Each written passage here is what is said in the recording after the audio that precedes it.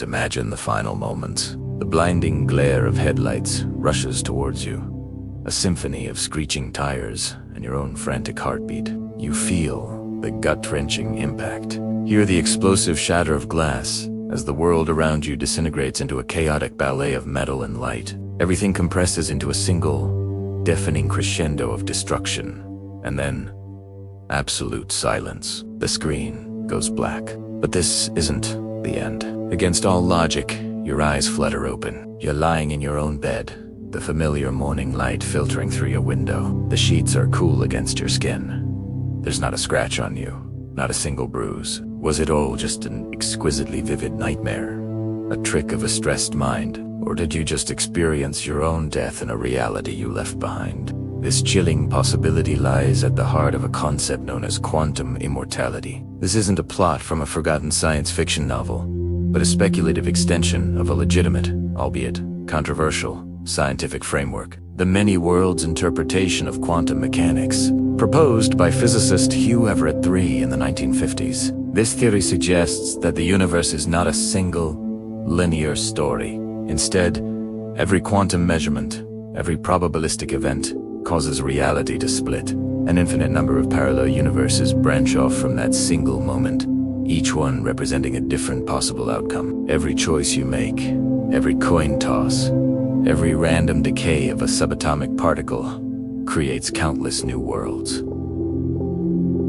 In one universe, the coin lands on heads, in another, tails. In one, you turn left, in another, you turn right, and in some, the circumstances of your existence take a much darker, more final turn. To grasp the unnerving implications of this, we must first revisit one of the most famous thought experiments in all of physics, Schrödinger's cat.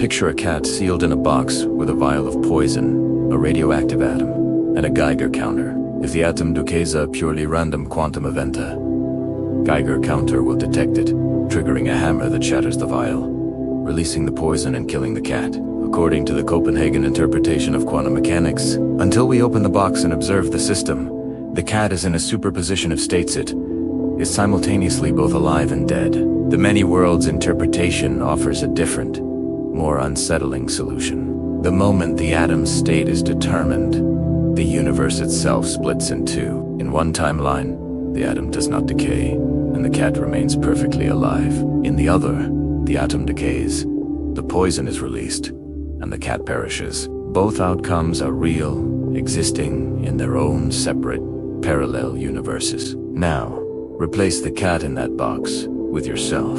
Every time you face a situation with a probabilistic chance of death and near-miss, on the highway, a sudden illness, a freak accidentality.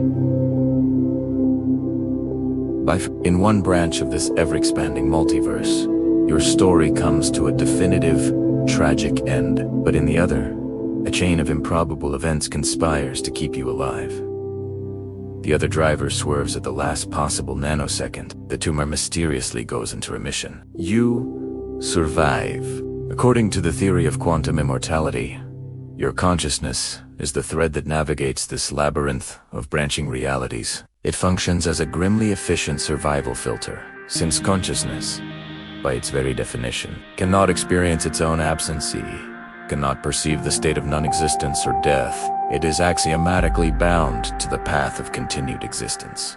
When a lethal event occurs, your subjective experience doesn't simply cease.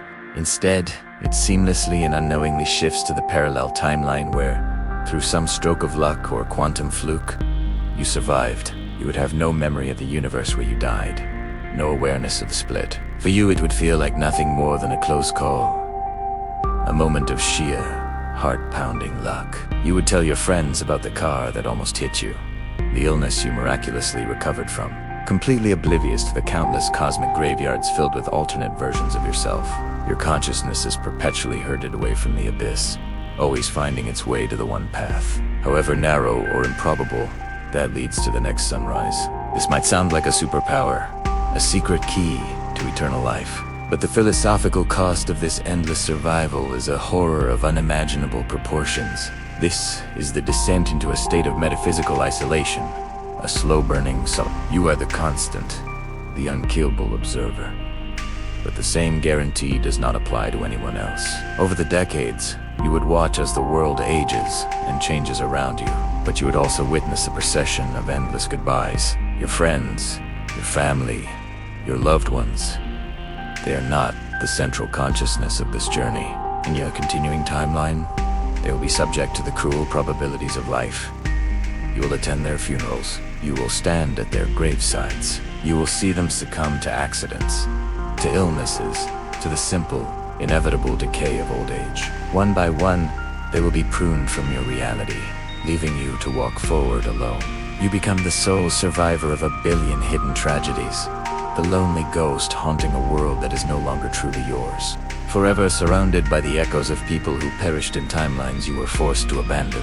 The immortality isn't a gift. It's a curse, trapping you in an ever-emptying theater where you are the only member of the audience left. And here, the theory spirals into its most nightmarish conclusion. What happens when the relentless march of biological aging collides with the unyielding persistence of consciousness? Quantum immortality might save you from a sudden, external end, but it offers no protection from the internal, cellular decay of your own body.